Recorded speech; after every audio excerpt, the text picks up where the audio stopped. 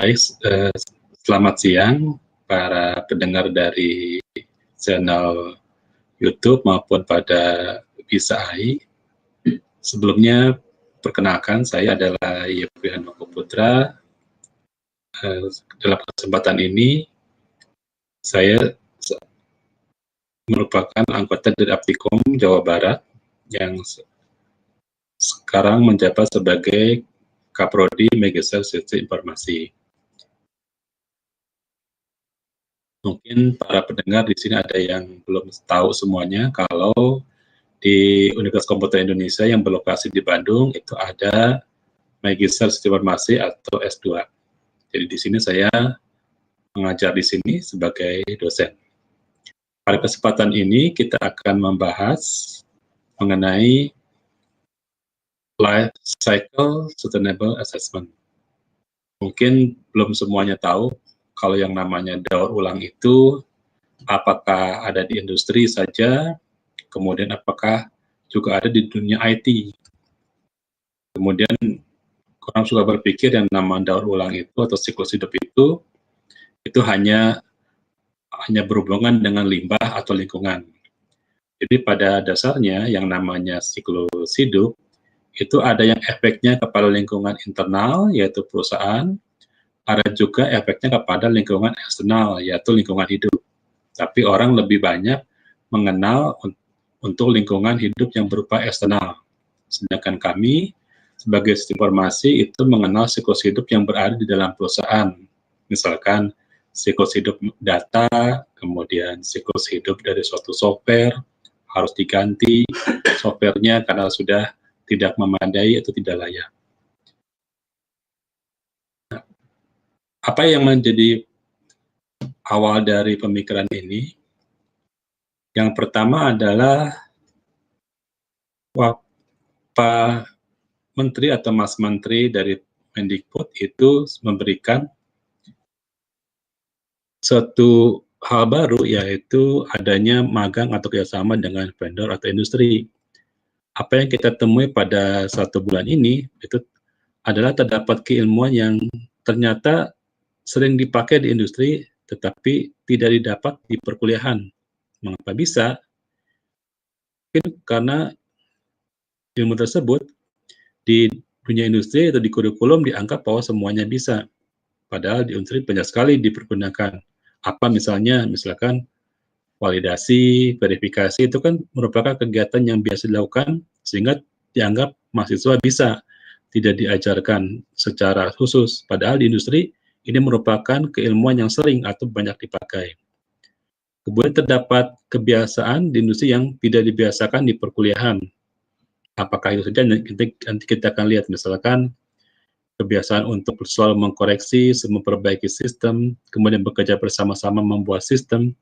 Mungkin itu kebiasaan itu tidak atau jarang, bahkan di perkuliahan mahasiswa dilarang menyontek atau bekerja sama, sedangkan pekerjaan secara tim itu jarang dilakukan. Kemudian terdapat standar atau normatif yang tidak diajarkan dan dibiasakan dirutinkan di bangku perkuliahan. Ada beberapa standar, sekarang lagi zamannya standar baru, new era, ada beberapa standar yang harus dilakukan. Apa saja nanti kita akan lihat, dan masalah ini bukan masalah karena kurikulum, tetapi memang ada dunia yang berbeda antara tenaga kerja juga dengan dunia industri, itu yang menyebabkan perbedaannya. Misalkan adanya perbedaan kalau merancang itu harus per fase, tidak langsung jadi, tapi ada tahapan-tahapan. Jarang kita kalau membuat software, perangkat lunak, misalkan orang informatika, itu membuatnya langsung tanpa ada tahapan. Kemudian jarang adanya pengujian, misalkan pengujian mungkin cuma sekali, tidak pernah melakukan pengujian secara rutin. Kemudian tidak adanya pemeliharaan, tidak ada mata kuliah bagaimana caranya memelihara, karena dianggap semua orang sudah tahu. Padahal yang namanya memelihara itu ada beberapa teori yang harus diikutin. Kemudian tidak ada simulasi, misalkan kalau kita merancang satu sistem, misalnya sistem menggunakan suatu jaringan dan server, kita tidak mensimulasikan bagaimana pertumbuhan datanya, kemudian bagaimana pertumbuhan softwarenya, apakah semua software per modul itu bertumbuh secara sporadis, tidak saling terintegrasi, itu kita tidak pernah melakukan simulasi. Kemudian kita tidak pernah melakukan simulasi dampak, kita tidak pernah melakukan manajemen perubahan. Saat ada sistem yang baru berlaku, langsung kita lemparkan, tidak kita analisa terlebih dahulu, sehingga penggunaannya menjadi masalah. Tidak ada analisis lingkungan dan tidak ada analisis sosial. Misalkan, kalau kita membuat satu software yang paling gampang itu adalah Gojek. Pada saat kita melemparkan aplikasi Gojek, banyak sekali masalah, misalkan karena tidak ada peraturan yang mendukung, tidak ada regulasi yang mendukung, kemudian banyak orang berubah pekerjaan. Itu merupakan efek sosial secara eksternal. Tentunya itu hanya ada diketemukan di dunia industri, di dunia kehidupan nyata. Kita di perkuliahan, jarang orang teknik itu mempelajari yang namanya efek dampak ekonomi, regulasi sosial, dan lingkungan. Mungkin malah kita jadi ilmu informatika atau sistem informasi atau sistem komputer, sehingga tidak sempat lagi mempelajari ilmu-ilmu seperti itu. Padahal di lapangan itu merupakan hal-hal baru atau normatif baru. Sehingga jika kita masuk ke industri, kita harus mengenal hal-hal baru ini. Mudah-mudahan suara saya terdengar jelas. Aduh, loncatnya jauh sekali. Mohon maaf, ini layarnya jauh sekali loncatnya ya. Nah, jadi di sini ada yang disebut dengan revitalisasi abad ke-21. Jadi yang namanya mahasiswa, dosen itu mempunyai kemampuan belajar, apa sekarang lagi masa pandemi belajar sendiri. Banyak sekali mahasiswa yang kesulitan, bahkan dosen pun kesulitan karena mengajar jarak jauh itu tentunya harus ada beberapa skill yang selama ini tidak kita pelajari, misalkan skill untuk berpikir, learning skill, kreativitas, kolaborasi, komunikasi, kemudian kemampuan untuk literasi, dan kemampuan untuk hidup lainnya. Dari semua ini kami di Aptikom menyebutnya bahwa, ya bagi yang belum tahu, Aptikom itu adalah asosiasi perguruan tinggi ilmu komputer. Kami di universitas yang memiliki beberapa program studi ilmu komputer. Menurut Aptikom, saat ini dibutuhkan teman, pemandu, idola, dan tempat bermain. Ada yang disebut dengan industry engagement.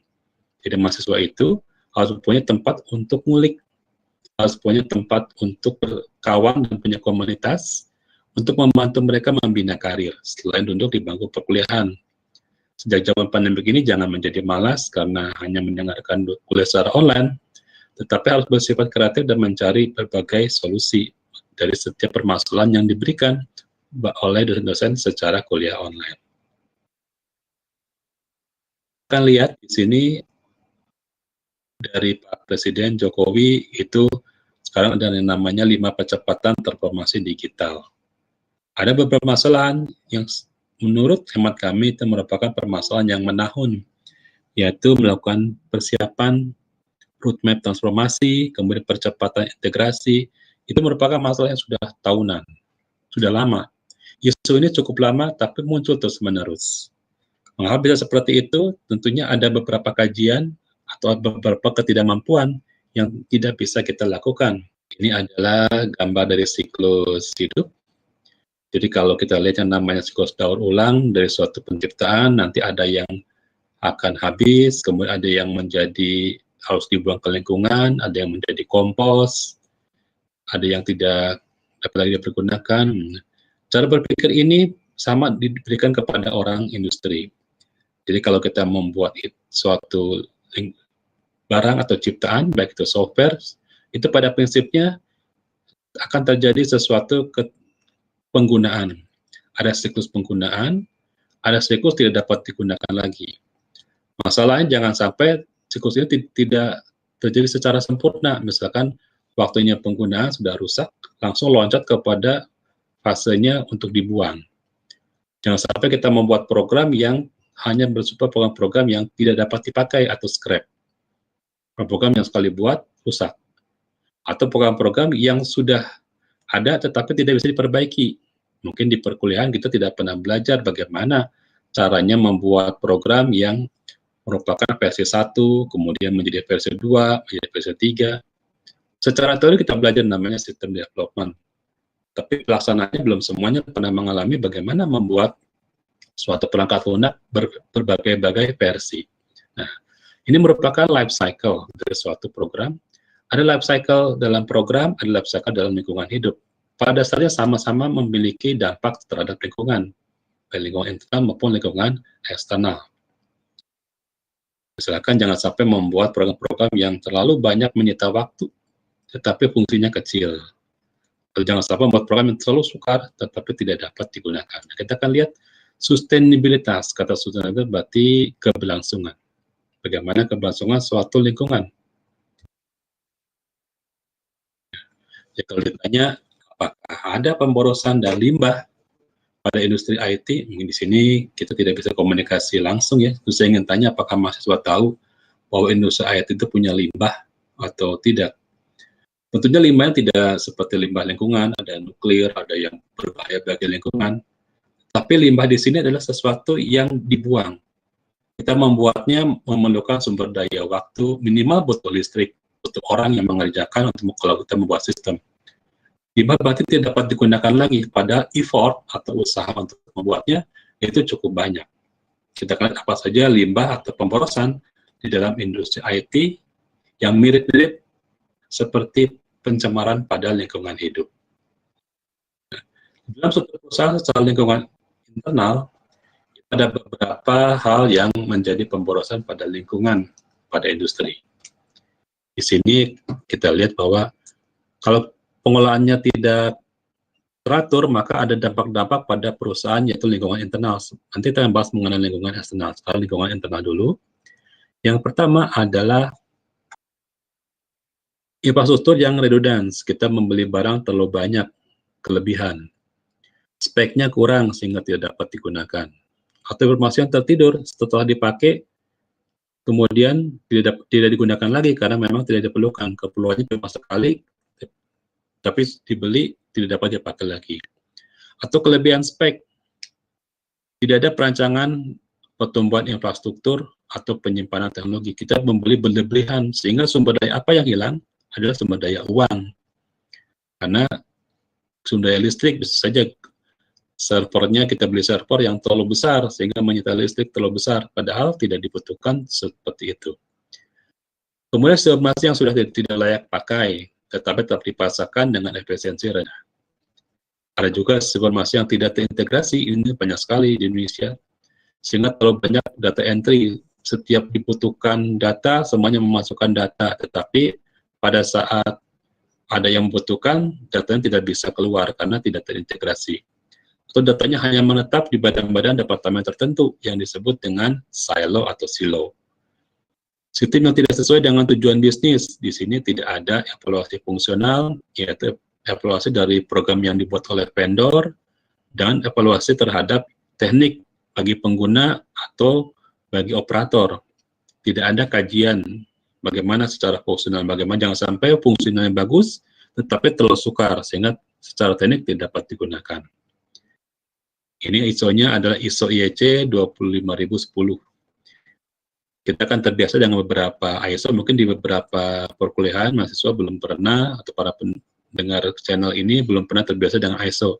Kita akan banyak nanti berbicara menggunakan ISO. Kemudian tidak ada pengujian sistem, tidak ada simulasi beban, tidak ada simulasi aksesibilitas. Saat digunakan, tiba-tiba programnya nge-hang. Membuat sistem untuk mendata dosen se-nasional. Tidak ada simulasi, servernya harus pakai tingkat apa, berapa orang yang akan menggunakan sistem. Pada saat digunakan, sistem tidak berjalan karena kekurangan dari kecepatan bandwidth. Itu tidak ada simulasi terlebih dahulu. Jadi setelah membuat, tidak ada simulasi dampaknya, kelebihan dan kekurangan. Sistem terlalu canggih, ini kebalikannya, sehingga membuat sumber dayanya harus selalu dilatih. Sistemnya menjadi sangat canggih, tetapi tidak membuat otomatisasi, sehingga sumber daya manusianya harus memiliki keterampilan yang sangat tinggi dan pelatihan terus-menerus. Ini merupakan salah satu pemborosan.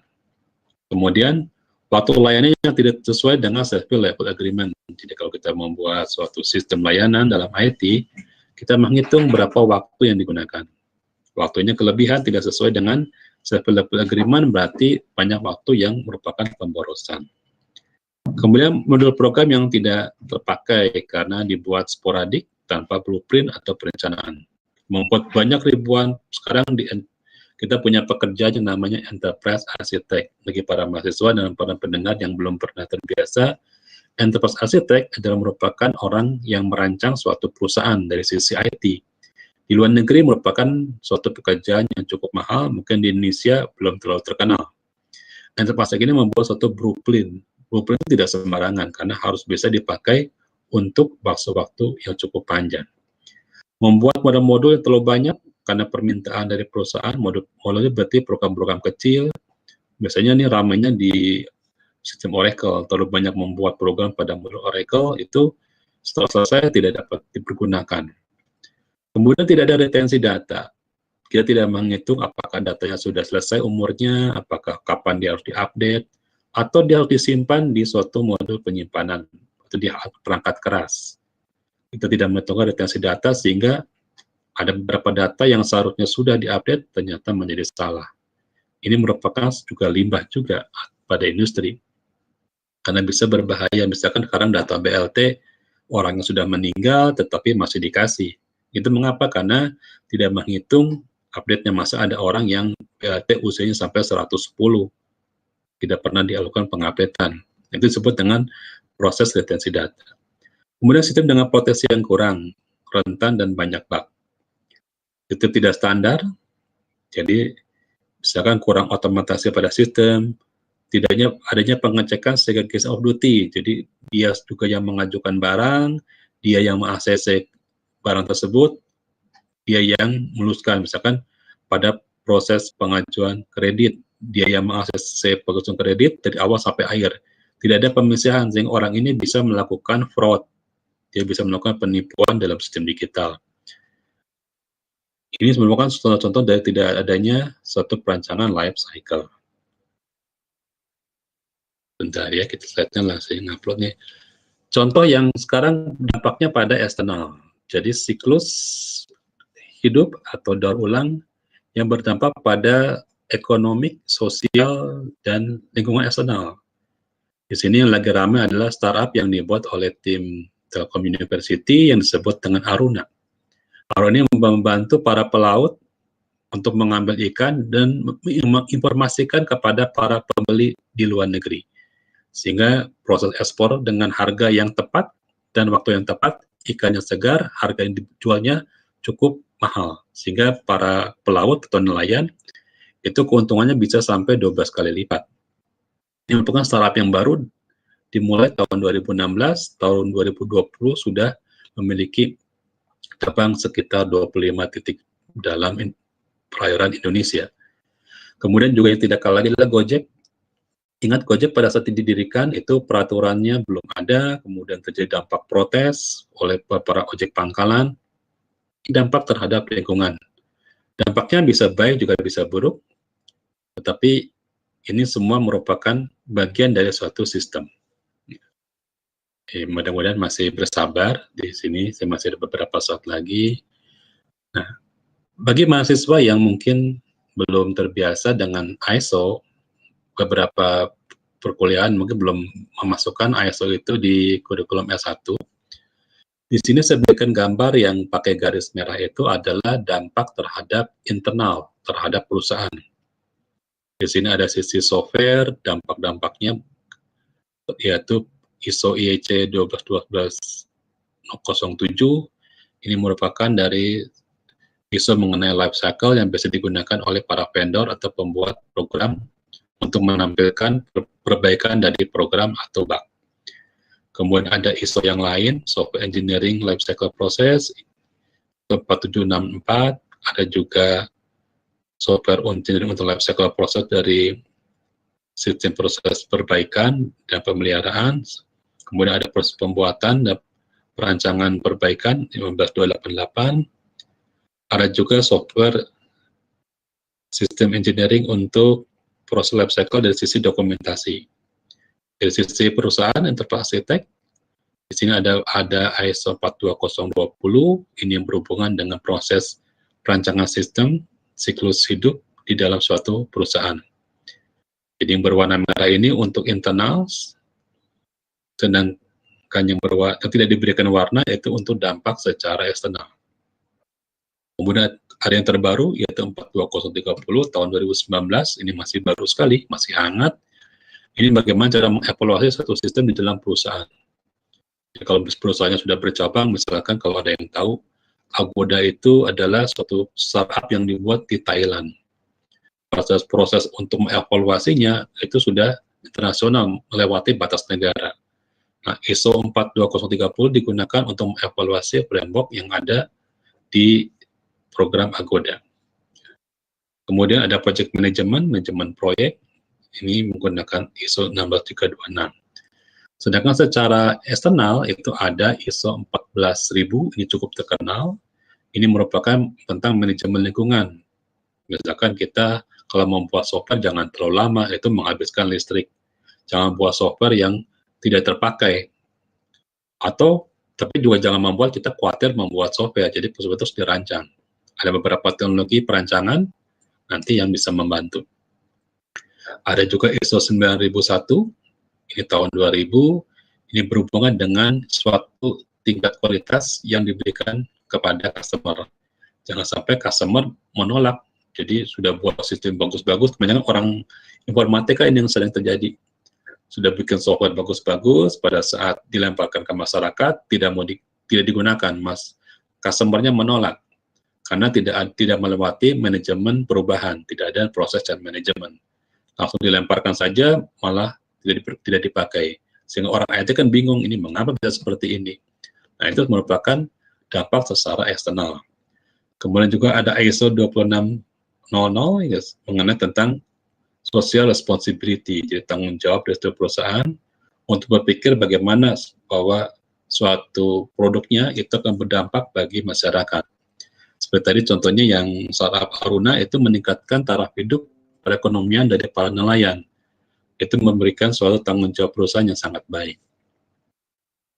Ini secara teori mungkin akan terlihat sederhana kalau kita berpikir bahwa yang sekarang membuat suatu software development, membuat suatu perangkat keras, hardware, semua berhubungan dengan IT, itu harus memiliki konsep 3P, yaitu ramah lingkungan, planet, memiliki keuntungan, profit, dan juga mengembangkan sumber daya manusia, yaitu people. Jadi ada 3P, planet, profit, and people. Ini dalam ISO 14040 merupakan yang disebut dengan Life Cycle Sustainable Assessment. Ini yang akan kita bahas. Jadi yang namanya Life Cycle Sustainable Assessment adalah pengaruh terhadap internal, juga terhadap eksternal. Meningkatkan kepada perusahaan, yaitu profit, dan bermanfaat bagi lingkungan, yaitu sosial, people, dan planet. Jadi bagian Life Cycle Sustainable Assessment itu merangkum semua efek atau impact dampak secara internal maupun secara eksternal. Lingkungan internal yaitu perusahaan, lingkungan eksternal yaitu lingkungan hidup dan manusianya. Ini secara teoritis, mudah-mudahan tidak bosan. Saya ceritakan sedikit, berarti dari semua ISO yang tadi, itu setelah kita melakukan proses pemetaan, banyak sekali yang berisi masalahnya ada di dalam perusahaan, yaitu di dalam komponen dari arsitektur perusahaan. Semuanya merupakan proses pengembangan dari Sustainable Development. ISO 26000 ini merupakan pengembangan dari Sustainable Development. Apa yang menyebabkan perusahaan itu berubah? Perusahaan sangat dinamik.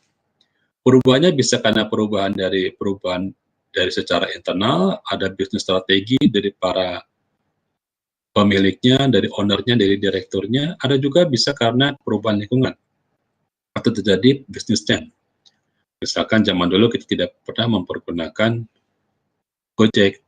Sekarang kita kapanpun kita mau berangkat, kita bisa menggunakan Gojek. Dan selalu kalau menggunakan mobil, GoCar, kita selalu mendapatkan tidak perlu menunggu taksi. Jadi satu paradigma yang berubah. Terus business change yang berubah. Ini semua jika digabungkan namanya nanti adalah supply chain management. Jadi perusahaan untuk beradaptasi, untuk berubah, dia harus tetap sustainable. Jadi kata saudara mungkin kita definisikan di sini adalah tetap hidup atau tetap berjalan. Kalau stop jangan sampai mati. Kalau misalkan harus diam, jangan sampai diam selamanya. Ya, sustainable berarti kita tetap maju, tetap bergerak. Zaman pandemi ini jangan sampai perusahaan kita mati. Ada bisnis yang chain yang besar, yaitu adanya pandemi COVID. Nah, bagaimana caranya kita bisa di masa perubahan ini kita mencari beberapa titik temu untuk menyelesaikan supaya pelanggan tetap sustainable, tetap berlangsung. Kalau istilahnya di sini adalah tetap supaya semua orang pekerja kita tetap makan.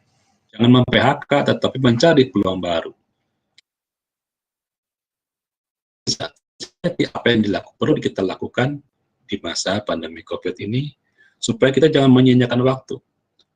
Pertama, kita harus melihat, kita melakukan proses pendataan. Ada beberapa sumber daya ini bisa manusia, modal, ya, teknologi, modul-modul, program-program kecil, proyek, bahan-bahan material, manufaktur, atau outsourcing. Ada yang bisa digantikan, ada yang tidak. Ada yang disebut dengan very weak sustainability, berarti semuanya dapat kita gantikan. Setiap sumber daya bisa kita gantikan. Ini yang mungkin terkenal nama disruptif. Jadi tergantikan dan tidak dipakai lagi. Misalkan sekarang orang jarang menggunakan SMS, tapi banyak menggunakan WhatsApp. Ini merupakan teknologi yang disruptif. Ada juga yang dapat digantikan sebagian, atau yang sama sekali tidak dapat tergantikan. Nah, sekarang mungkin rencana kita adalah bermain di tempat yang dapat tergantikan. Jadi harus bisa beradaptasi, yaitu yang gambar kedua dan yang di atas. Kalau yang ini sangat saat jika terjadi pandemi tidak dapat digantikan, ini bisa repot sekali. Misalkan ada program-program yang sangat tergantung kepada vendor, sehingga tidak dapat digantikan dengan program lain. Wah, pada saat terjadi pandemi ini sangat berbahaya. Nah, kita harus berpikir beberapa proyek atau modul yang bisa digantikan, bisa sustainable. Siklus hidupnya tidak diam, tidak mati, tetapi kalau bisa immortal, tetap hidup selamanya. Secara ISO, saya perkenalkan yang namanya Business Sustainable, ISO 22301. Ini merupakan gabungan antara tadi 3P, kemudian Corporate Sustainability, dan Eco-Efficiency, melakukan beberapa efisiensi secara ekonomi, melakukan analisis keuntungan, kemudian melakukan penilaian secara lingkungan, perubahan lingkungan, dampak lingkungan. Misalkan kalau saya tanya, misalkan di sini, kalau kita buat software, pernah nggak berpikir bahwa software itu akan mempengaruhi apa dampaknya? Kita simulasikan. Apakah akan menguntungkan? Jika menguntungkan, sampai kapan menguntungkannya? Apakah dia akan terus-menerus? Kemudian bagaimana pengaruh dari kompetitor? Nah, mungkin di S1 tidak berpikir, mahasiswa S1 belum berpikir sampai sana. Tetapi saat dia bekerja, di industri IT akan dihadapkan dengan kebiasaan baru, yaitu hidup bersama dengan kompetitor. Atau mungkin malah bekerja sama dengan kompetitor. Itu merupakan hal-hal baru atau normatif baru. Secara teori, life cycle assessment metodologi, yaitu melakukan metodologi penilaian dampak internal pada perusahaan maupun dampak eksternal pada lingkungan dan pada sosial, itu adalah dibahas di keluarga ISO 14041, 41, 42, sampai 43. Di situ ada yang namanya LCI, Life Cycle Inventory, dan Life Cycle Impact Assessment. Kita tidak akan bahas terlalu panjang di sini. Tapi intinya, ini merupakan isu baru untuk industri IT. Jangan sampai industri ini menjadi itu sekarang lagi ramai startup. Mengapa startup? Karena ini merupakan industri yang sangat baru dan siklus hidupnya lebih panjang daripada manufaktur. Tapi juga salah-salah, siklus hidupnya bisa sangat pendek dibandingkan dengan manufaktur. Karena tidak adanya penilaian resiko, tidak adanya pengambilan keputusan dengan tepat. Bagian ini dikembangkan menjadi 4 bagian. Saya tidak akan bahas terlalu banyak, tetapi assessment-nya akan menilai bagaimana dampaknya. Nanti secara sederhana akan saya perlihatkan pengaruhnya setelah kita mempelajari life cycle assessment ini. Apa saja yang menjadi kegiatan baru atau normatif baru yang akan kita lakukan. Oke. Jadi namanya manajemen perusahaan itu akan menyebabkan 3 dampak. Orang informatika mungkin sudah mengenal yang namanya agile, sekarang lagi ramai yang namanya agile. Jadi terjadi suatu dampak yang memajukan atau mengusung responsiveness. Kemudian adanya effectiveness, bagaimana membuat program yang tidak memboroskan waktu, tidak wasted, itu namanya lean. bagaimana kita mendekati keinginan dari stakeholder supaya kalau saat program tersebut dilemparkan, sistem tersebut dilemparkan kepada masyarakat, langsung dapat diserap, dapat digunakan. Bagaimana proses perbaikan dari Kanban. Itu orang informatika biasanya jago di bagian yang sebelah kiri ini. Sedangkan orang informatika, informasi, mungkin jago di bagian integrasi. Bagaimana kita mengintegrasikan bisnis, bagaimana mengintegrasikan satu perusahaan enterprise yang cukup besar, yang cabangnya banyak, atau mengintegrasikan beberapa aplikasi. Kemudian ada sustainability. Mungkin orang informasi di S1 baru belajar TOGAF, kalau S2 mungkin sudah belajar kenal namanya TOGAF, suatu enterprise framework. Tapi TOGAF itu tidak terlalu banyak berbicara mengenai yang namanya life cycle. Membuat satu program, tetapi bagaimana cara memperbaikinya, sehingga TOGAF sering ditambahkan antara Agile dan Kanban. Tapi kalau kita lihat-lihat, kita buka-buka teori cukup lama, sebetulnya sebelum TOGAF itu sudah ada generasi sebelumnya yang sudah membahas mengenai sustainability. Mungkin pada tahun sekarang jarang dipakai. Namanya mungkin juga semua tidak kenal. Yang disebut dengan PERA, Cimosa, Aris, dan Geram. Ini merupakan suatu enterprise arsitektur yang ada sebelum TOGAF, yang sudah membawa yang namanya sistem life cycle. Jadi bagaimana cara mengganti sistem, bagaimana cara mengatasi perubahan, bagaimana memperbaiki, itu sudah ada di 4 enterprise arsitek ini. TOGAF juga ada, tetapi tidak terlalu spesifik bagaimana proses untuk menggantikannya, sehingga sering sekali TOGAF ini digabungkan dengan Kanban untuk proses meningkatkan kualitas. Bagi yang belum pernah kenal TOGAF, TOGAF merupakan suatu enterprise arsitektur yang bersifat open. Jadi siapapun yang punya model itu bisa dilemparkan, bisa langsung jadi. Tapi masalahnya tidak adanya template baku. Itu adalah TOGAF. Selain TOGAF ada juga yang lain, ada Deoda, kemudian ada Zahman, cukup banyak. Ini merupakan ilmu dari sistem informasi. Sebagai contoh, saya ceritakan mengenai Geram. Geram ini merupakan singkatan dari Generalized Enterprise Driven Architecture and Methodology. Ini adalah proses untuk membuat suatu sistem, untuk membuat produk. Jadi yang bergerak di sini adalah orang sistem informasi, teknik industri, teknik kontrol, dan proses manufaktur. Bagaimana membuat suatu sistem yang bisa menghasilkan barang, menghasilkan jasa. Kemudian bagaimana proses ini dapat diulang terus-menerus, sehingga tidak hanya sekali membuatnya. Bagaimana sustainabilitasnya, keberlangsungan dari sumber daya, organisasi kalau ganti orang tetap bisa jalan, kalau ganti sistem tetap bisa jalan, ganti aplikasi tetap bisa jalan. Bagaimana life cycle-nya? Perusahaan harus hidup, tidak boleh stop, tidak boleh mati. Boleh stop, tapi jangan shutdown. Boleh trip, tapi tidak boleh shutdown. Nah, ini yang dirancang dalam sistem namanya Geram.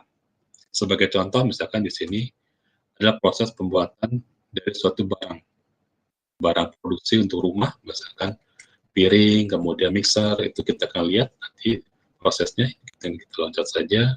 Ini contoh membuatnya. Orang suka mengatakan orang situasi itu membuat apa? Apakah hasilnya bisa berupa produk atau cuma model? Banyak yang mengatakan seperti itu. Nah, di dalam sekarang di sistem life cycle, kita akan melihat pekerjaan dari seorang informasi.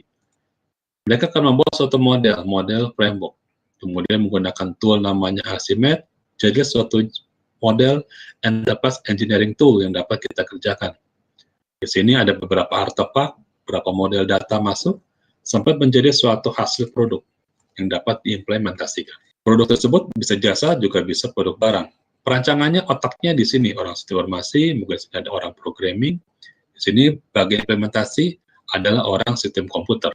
Semua info komputer bekerja sama, dan mereka tergabung menjadi suatu tim yang namanya tim IT. Inilah pekerjaan yang dilakukan. Bagaimana siklusnya? Misalkan permintaan berubah, karakter berubah, maka terjadi perubahan model. Atau beban bertambah, maka terjadi bagaimana mengolah supaya infrastrukturnya bisa mengatasi beban. Misalkan dulu pemesanan cuma 20, kalau pemesanan menjadi 20.000, bagaimana caranya? Tanggal 5 Juli kemarin ada yang namanya CEPA. CEPA itu merupakan proses penjualan barang ke Australia yang bebas tarif. Dulunya UMKM cuma jual 20.000 barang, sekarang menjual 3 kontainer. Mereka akan kaget karena bebannya berubah. Nah, tanpa adanya suatu perancangan yang baik, maka kualitas akan menjadi berkurang jika beban bertambah. Sistem aplikasi Geram ini merupakan contoh yang bisa mengatasi jika terjadi perubahan baik secara internal maupun perubahan secara eksternal. Seperti gambar yang sudah diberikan tadi. Ini contoh life cycle dari suatu siklus hidup secara internal. Jadi di sini perusahaan harus merancang keuntungan bagi dirinya jangan sampai mati. Ini merupakan dampak-dampak lingkungan. Jadi yang namanya LSCA itu membahas mengenai dampak lingkungan terhadap internalnya, juga terhadap eksternalnya. Ini contoh yang internal. Siklus dari Gera mulai dilakukan dari proses identifikasi sampai siklus tersebut tidak digunakan lagi. Decommission berarti tidak digunakan. Ada proyek-proyek yang dirancang di awal, kemudian di sini ada proyek yang ditingkatkan, continuous improvement, ini bisa menggunakan Kanban. Di sini kita perbaiki yang mana yang boros menggunakan Lean. Lean ditulisnya Lean, dibacanya Lean. Kemudian di sini ada proyek enterprise yang kemudian dilakukan ulang kembali. Prosesnya mungkin untuk proses optimasi, efisiensi, diulangi lagi supaya lebih baik. Atau yang tidak digunakan lagi, dibuang. Tapi yang tidak boleh adalah waktunya masih nol, tiba-tiba sudah loncat ke decommission project. Atau baru beberapa bulan sudah tidak dapat dipakai. Ini adalah pemborosan. Tapi kalau dia penggunaan cukup lama, tidak apa-apa, dia masuk ke siklus decommission. Yang tidak boleh itu, baru beberapa waktunya masih muda, tapi sudah almarhum, atau program sudah tidak dapat digunakan lagi. Nah, ini merupakan pemborosan dan pembuangan waktu. Atau berlama-lama di sini waktunya cukup panjang, tapi akhirnya tidak dipakai juga, tidak ada peningkatan continuous improvement, tidak ada peningkatan kualitas. Itu termasuk kepada pemborosan waktu, minimal pemborosan listrik, pemborosan sumber daya orang yang digunakan, atau juga pemborosan dari uang. Karena membuat proses itu kan orangnya harus dibayar. Proyek ini harus dibayar. Kalau proyek tidak ada manfaatnya, sayang. Tidak ada kajian antara fungsional dan teknikal. Ini kita masuk kepada slide terakhir. Mungkin kalau bicara teoritis, bosan ya. Kita akan lihat contoh-contoh aktivitas dari LCSA itu apa saja. Aktivitas LCSA berdasarkan ISO, keluarganya dari 14.000, yaitu 14.040, adalah sebagai berikut. Pertama, ini merupakan normatif yang ada di industri. Pengecekan atau analisis dari kontribusi. Apakah sistem tersebut berkontribusi terhadap perusahaan maupun terhadap lingkungan eksternal. Dicek tentu secara lengkap. Kemudian lakukan proses pengecekan sensitivitas. Bagaimana alokasi, apakah ada data yang tidak berpengaruh, tidak berubah terhadap suatu perubahan, tidak peka terhadap suatu perubahan. Kemudian bagaimana mengecek konsistensi, ini merupakan norma-norma di dalam industri. Jadi kalau mahasiswa di sini mengikuti acara ini, banyak yang mengerjakan pekerjaan tidak pernah melakukan check and recheck, tidak pernah melakukan double check, setelah selesai programnya langsung diserahkan kepada dosen, tidak mengecek lagi, itu harus mengganti sikap. Karena norma di dalam industri adalah seperti itu. Ini norma-normanya. Kemudian mencari data yang benar-benar berkualitas. Jangan hanya kita misalkan mengerjakan tugas tesis, tugas sistem skripsi, itu dengan data yang kita tidak cek. Kita tidak peduli apakah datanya itu kualitas atau tidak kualitas. Apakah memang dibutuhkan atau tidak. Pokoknya kita masukkan semuanya tanpa memilih-milih. Nah, itu merupakan norma hidup di dalam industri yang harus kita ikutin. Kalau kita tidak melakukan hal tersebut, maka dari perkuliahan kita dilakukan, kita tidak bisa menyesuaikan dengan kehidupan industri. Dan mulai sekarang, mahasiswa harus membiasakan ini supaya pada saat bekerja tidak kaget, atau pada saat magang tidak kaget. Life cycle inventory ini berisi mengenai perhitungan beban tadi, mensimulasikan kondisi sekarang, kondisi masa depan. Nah, contohnya kita lihat di sini. Pertama, perhitungan waktu layanan optimal. Semua proses dari proses membuka sistem sampai selesai kita hitung berapa waktunya. Mungkin ini jarang kita lakukan. Tapi di industri penting karena waktu tersebut itu berpengaruh banyak kepada penyimpanan, kepada server, kepada layanan yang lain. Ada yang studi kelayakan. Untuk analisis risiko ada ISO 31000. Ini biasanya S2. Kalau kita S2, S1 mungkin tidak banyak menggunakan ISO ya. S2 estimasi biasanya itu banyak menggunakan ISO untuk risk analysis dan business continuity. Simulasi dampak internal, bagaimana profitnya, bagaimana cost benefit analysis, bagaimana environment analysis, apakah berdampak sosial.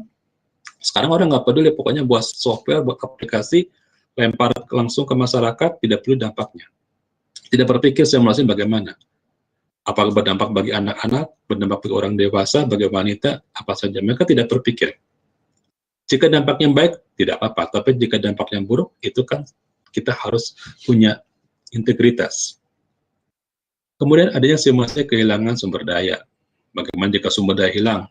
Tiba-tiba kita membuat sistem sangat tergantung kepada listrik. Listriknya padam, tidak ada backup. Kita tidak mensimulasikan hal tersebut. Kemudian adanya evolusi moduler, front to back end. Jadi sekarang melakukan suatu program moduler yang bisa program dipecah-pecah. Ada bagian back-nya, ada bagian tengahnya, ada bagian depannya. Orang yang hanya khusus di bagian depan itu melakukan evolusi tampilan sebaik mungkin. Orang yang ada di bagian tengah membuat supaya bagian belakang, bagian data itu cepat bisa membantu ke bagian tampilan. Bagian belakang membuat server atau hardware yang merancang memiliki performa yang baik. Orang-orang yang jago Python itu ada di tengah-tengah. Dia akan membantu supaya data dapat digunakan dengan cepat di bagian front end. Kemudian green computing, proses komputasi yang tidak memakan waktu, tidak membuang sumber daya listrik, kemudian dapat digunakan dengan baik. Oke, waktu saya tinggal sedikit ya. Oke. Kemudian adanya chaos atau to order atau silo. Jadi berubah dari kondisi membuat sistem yang tidak pernah kerjasama, misalkan di teori Scrum, dulunya kalau kita buat program jarang ngobrol sama orang bisnis, orang IT biasanya suka asik sendiri. Membuat sistem, membuat suatu program, tidak bicara, tidak ngobrol kepada orang bisnis, kepada yang menggunakannya. Sekarang itu sudah dapat ditinggalkan. Berubah, paradigma dari chaos menjadi suatu integration, dari zero to hero. Mereka banyak sekali orang-orang yang bisa berkomunikasikan sistemnya. Jangan sampai orang IT tidak bisa komunikasi kepada orang-orang yang bisnis yang menggunakannya atau kepada customer-nya. Kemudian mengerjakan multiple strategy change management. Terjadi suatu perubahan dari sistem lama ke sistem baru, itu banyak sekali kajiannya. Ngobrolnya banyak sebelum sistemnya dilemparkan. Mereka bicara kepada pengguna, bicara kepada orang pertama, bicara kepada orang yang mengatasi dampaknya. Kemudian orientasinya ada 3P. Keuntungan, profit, people, planet, dan profit. Manusianya menjadi diuntungkan, lingkungannya ramah, dan memberikan keuntungan secara internal. Kalau bisa banyak sistem yang immortal, sistem yang selalu ada setiap saat, ada di mana-mana, kemudian dapat digunakan di mana-mana. Dengan berkembangnya mobile system, kita bisa menggunakan, dan data selalu ada digunakan baik di dalam bentuk cloud maupun di dalam bentuk hardware.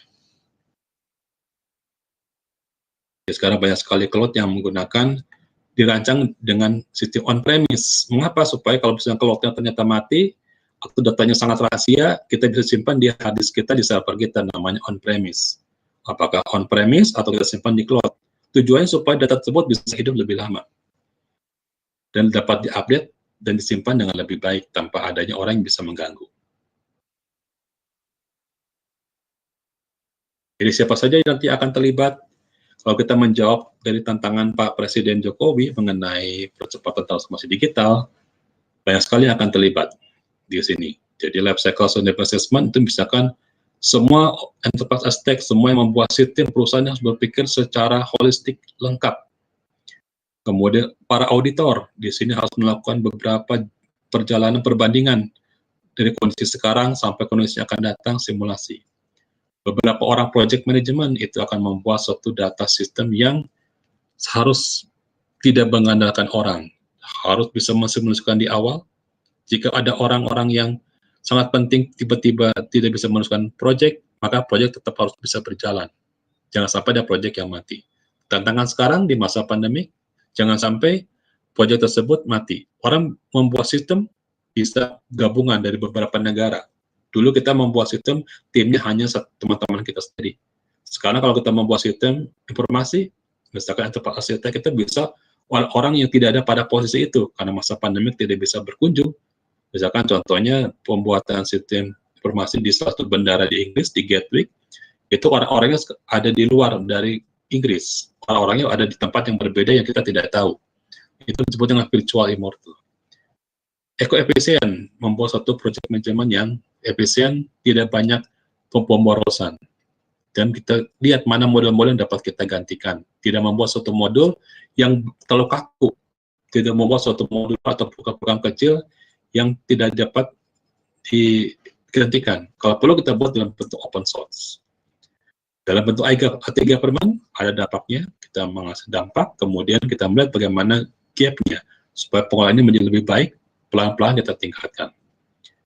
Bisnis menjadi berlanjut, ada keuntungan, kemudian ada suatu dana abadi dari sini. Kemudian dari sisi IT policy, mengkomunikasikan antara sistem kebijakan secara paralel maupun secara serial, secara holistik. Kemudian kita bisa memprediksikan semua strategi dari kebijakan kita di sini. Secara infrastruktur, membuat suatu sistem yang green, yang tidak merusak lingkungan, dengan efisiensi sangat tinggi, dan mengoptimalkan kinerja.